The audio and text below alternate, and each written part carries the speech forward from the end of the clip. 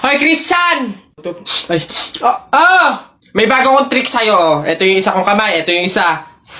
Oh! Panis! Yun lang. Yabang-yabang nito. Mas malulupit pa mga magic tricks ko sa'yo eh. O, talikod ka. Talikod.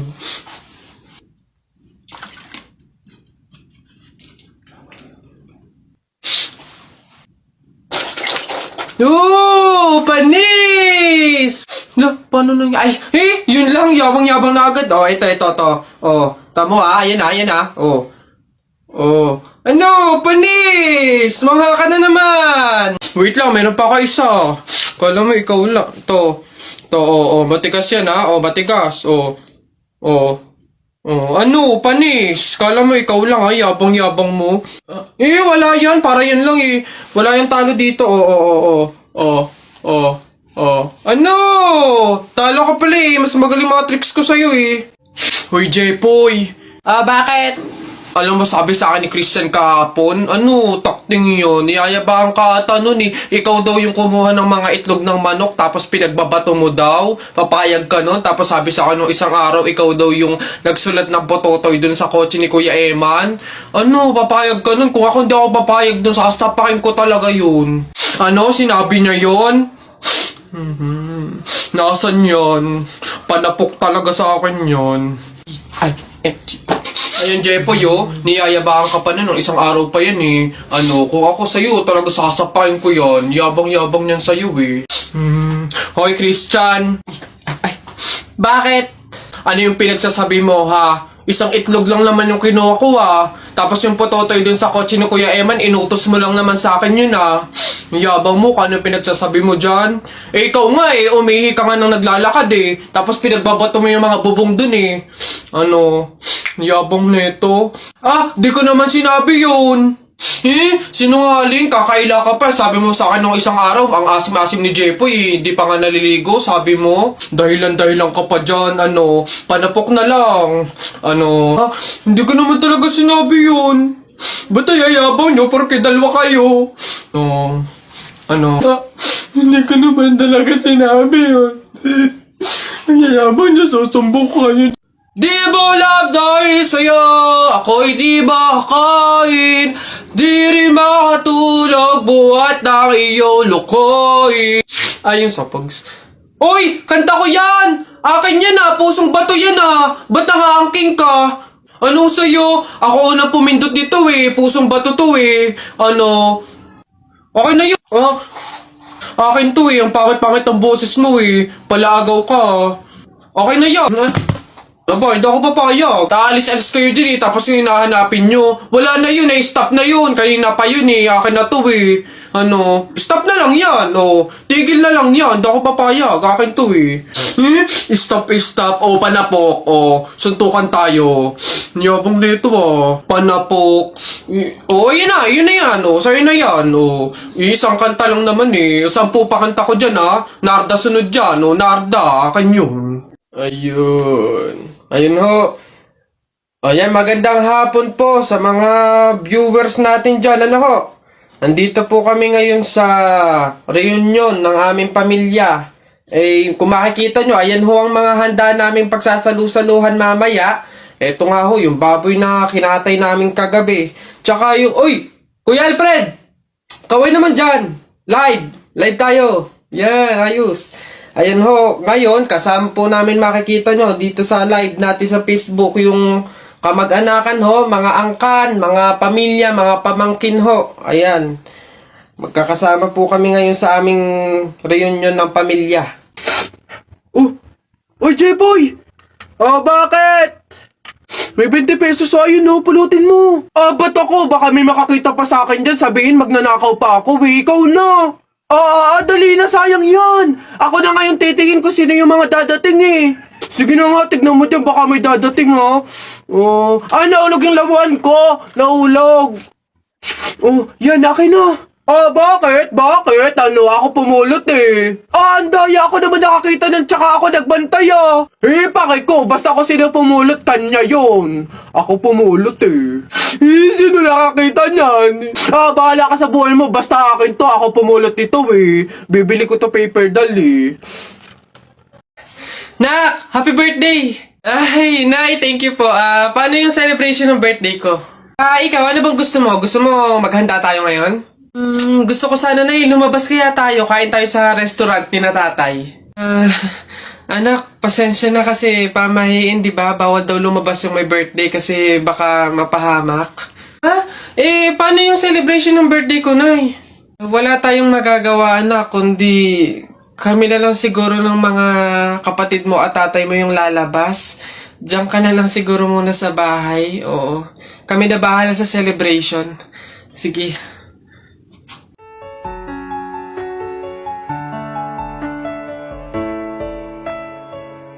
Ano, taya na kayo, balong, bonak, buboy, taya na kayo, tignan natin kung sino mananalo. Taya. Dali, bonak, ano ba itataya mo? Ito, Pogs, makapal to, ang dami nito, akin to, ito tataya ko, Pogs to. Sa'yo, balong, ano itataya mo, bilis? Ito, mga baril ko, ang gaganda nito, malulupit to, astig to, ito itataya ko, ikaw naman, buboy, ano naman yung sa'yo? Basta sa akin, ito tataya ko, mga damit ni nanay. Talagang sure na mananalo ko dyan. Ito taya ko, 1, 2, 3, bitaw. Ayan na, binitawan ko na. Laban na, sabong na, talpak. Sino mananalo dyan? Nung tari mo, dali. Tusok mo yan, dali. Guess what? You know, last night, it was the best. I met a pretty girlie na taga-IS. Mayroon siya mga kasama to make it sure. Isa lang ang aking napuna, lahat sila demure. Kaya ang sabi niya, hey Andrew, I would like you to meet my friends. And believe me, lahat sila ay my Mercedes-Benz. This is Anna, this is Karen, this is Tanya, this is Jill. Lahat sila nakatira sa San Lorenzoville among the four. Kay Anna, ako na patingin. At pagkatapos nun si Anna ay biglang lumapit sa akin. Tinanong niya ako, hey Andrew, can I have your number too? Sumagot ako 801-6722. Nak! Nay! Bakit? Mamaya bago ilibing yung lolo mo, kunin mo yung pera sa kamay niya, ha? Ha? Grabe naman, bakit kukunin? Kasi pamahiin daw, swerte daw yung pera na yun. Dali. Ay, totoo, Nay? Sige. Tabi-tabi lang po muna, ha? Kukunin ko lang po yung pera kasi sabi po, swerte daw po yun. Hoy! Anong swerte-swerte? Walang makikinabang na swerte ko hanggang sa huli kong hantungan. Dadaya ng mga to, swerte-swerte. Ako na nga tong namatay, aagawan nyo pa ako ng swerte. Makaranas man lang ako ng swerte sa langit, do. Akin yan! Swerte-swerte. Ayan na. Isa, budawa, mutaruta-ruta, semplang, plakda, taimong sariwa. Yeah! Ang baho na naman ng kilikili mo. Ang baho na naman ng kilikili mo. Nangangamoy, amoy chooks to go. Yeah. Gusto mong dos, wag kang bastos. Bibigyan kitang dos mamayang alas dos. B-I-N-G-O, nanay mo nagbibingo, binato ng 20 ko, kala na 5 piso. Bingo! Rap ka ng rap, kamukha mo sa erap. Beat ka ng beat, mukha kang rabbit. Alam mo ang pogi-pogi mo, alam mo kung bakit? Pwet mong may racket! Uy pre, dadaan tayo ng tunnel, di ba? Oo. Bakit? Sakto, alam mo ba may pamahiin dyan? Ha? Pamahiin? Sa tunnel? Ano yun? Ang sabi kasi nila, kapag daw dadaan ka ng tunnel, huwag ka daw hihinga hanggat hindi ka nakakalagpas sa dulo. After mo daw makalagpas, ayun na, make a wish, tapos ayun, matutupad daw. Try natin. Ha? Baliw ka pre, hindi pwede. Ang haba ng tunnel na yan, oh. Pang mga maiikling tunnel lang ata yung mga sinasabi mo. Mamatay pa tayo dyan. Pre, wag kang KJ, ayan na, oh. Sayang yung pagkakataon. Go na, minsan lang to. Ayan na pre, ayan na. 1, 2, teka lang. 3, go!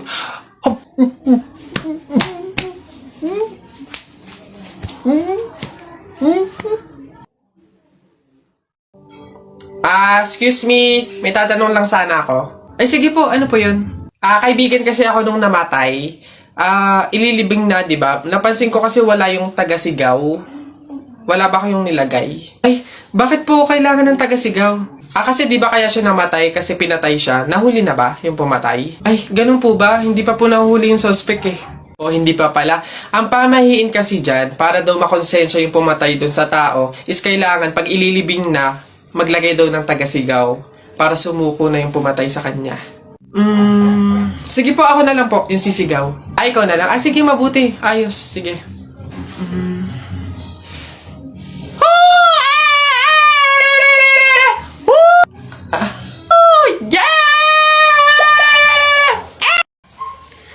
Anak! Oh, Nay.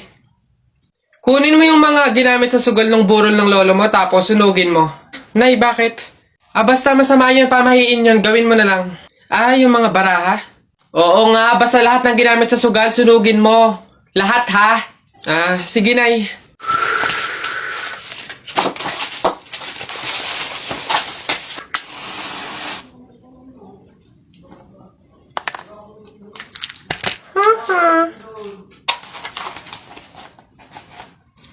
Nasaan yung mga pera dito? Yung mga pinanalo pong pera dun sa sugal ng burol. Sinunog ko na rin po, Nay, kasi sabi nyo nga po sunugin ko yung mga ginamit sa sugal eh. Ha? Bakit mo sinunog?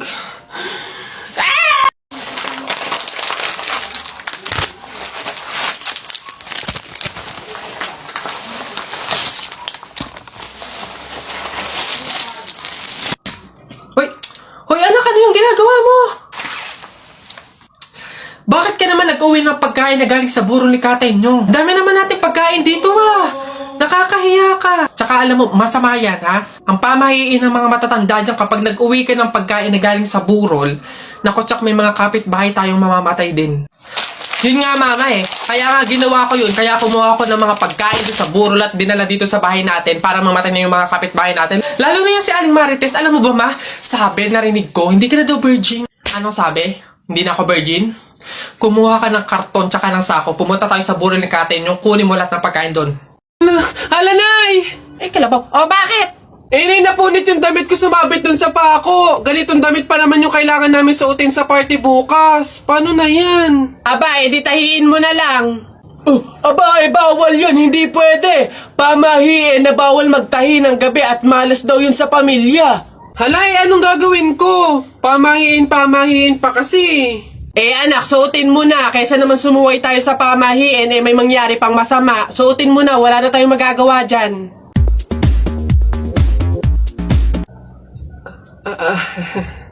Di ba? Bagong style, unique, trending, fashion. Alam niyo naman ako lagi nasa uso.